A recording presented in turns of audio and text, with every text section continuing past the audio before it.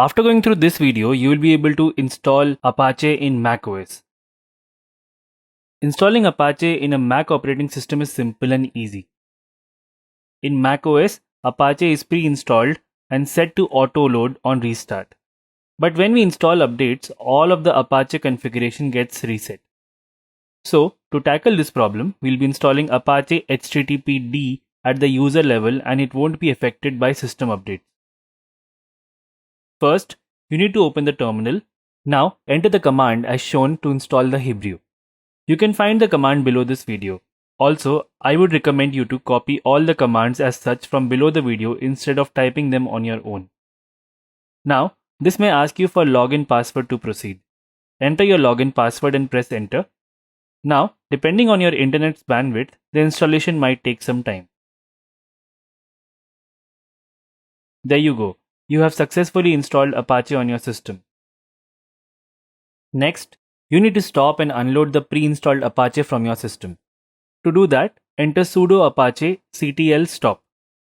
This will stop the Apache running on your system. After this, enter this command sudo launch ctl unload -w /system/library/launch daemons /org.apache.httpd.plist to and get:/dev/null. This will unload the pre-installed Apache. Next, you need to create a log folder for Apache, that is httpd. To do this, enter the command sudo mkdir/usr/local/log. This will show a message as file exists. And then enter sudo mkdir/usr/local/log/httpd. Once you have created a log folder for Apache, enter brew install httpd to install httpd.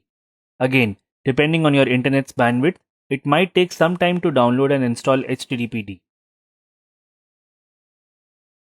Once the installation is complete, enter brew services start httpd to start httpd.